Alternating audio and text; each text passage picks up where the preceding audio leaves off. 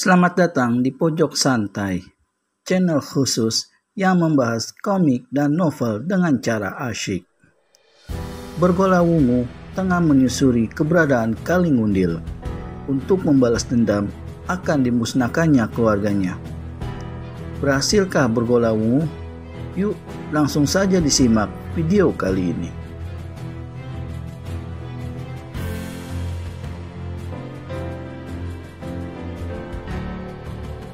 Dia memandang berkeliling, matanya membentur segulung benda putih yang tergeletak di atas batu nisan sebuah kuburan. Benda ini adalah sehelai baju dan celana putih, dan memandang pakaian itu sekaligus mengingatkan Nilam Suri pada keadaan dirinya. Tanpa peduli lagi siapa pemilik pakaian itu, tanpa ambil pusing lagi bagaimana pakaian itu bisa berada di atas kuburan tersebut, si gadis langsung saja melompat, menyambar pakaian itu dan lari ke balik serumpun semak-semak. Dikenakannya pakaian itu cepat-cepat, meski agak kebesaran sedikit, tapi pakaian itu memberi banyak pertolongan bagi Nilam Suri, dan si gadis merasa sangat bersyukur.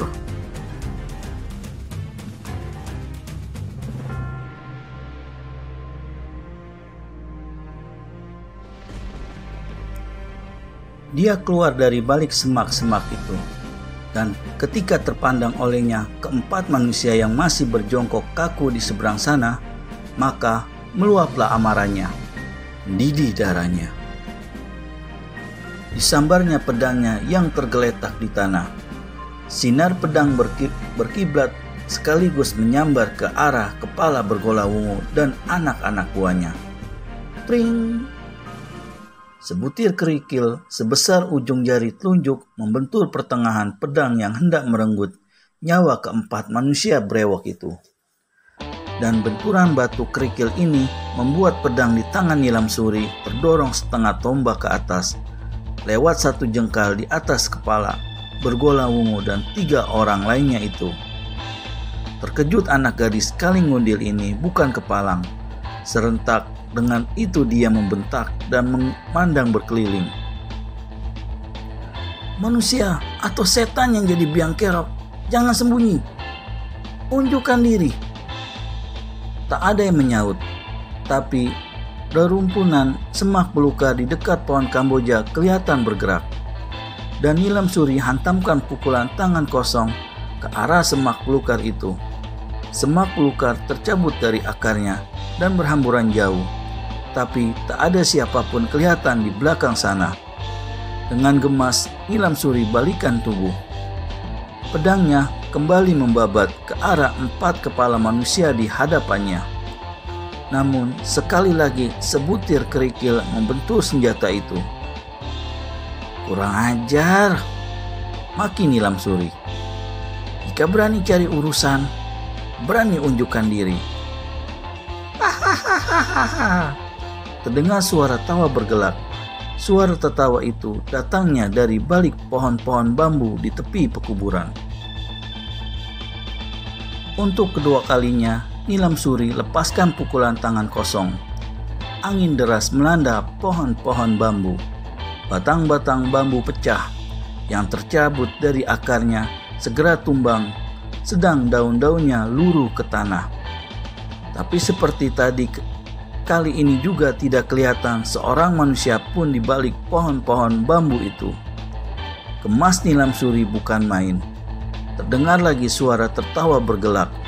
Hahaha. Kali ini diiringi dengan ucapan, hanya manusia pengecut yang membunuh manusia dalam keadaan tak berdaya. Nilam Suri memandang ke atas pohon Kamboja merah. Detik itu juga sosok tubuh kelihatan lenyap berkelebat ke utara laksana gaib. Nilam Suri kertakan ngerahang. Tanpa menunggu lebih lama lagi, gadis ini hentakkan kedua kaki dan segera mengejar ke jurusan utara. Sampai beberapa ratus tombak jauhnya ke utara, Nilam Suri masih juga belum berhasil mengejar orang tadi. Jangankan mengejar, melihat bayangannya pun tidak. Bahkan jejak kakinya sama sekali tidak kelihatan di tanah. gadis itu menghentikan pengejarannya di tepi sebuah lembah. Di samping rasa geram, hatinya juga heran dan bertanya-tanya, siapakah manusia itu tadi dan kemanakah lenyapnya? Apakah manusia itu yang telah menolongnya dari perbuatan terkutuk Borgola Wungu dan kawan-kawannya? Sekiranya betul, mengapa lantas kemudiannya orang itu menghalanginya ketika dia hendak menebas batang leher keempat manusia brewok itu?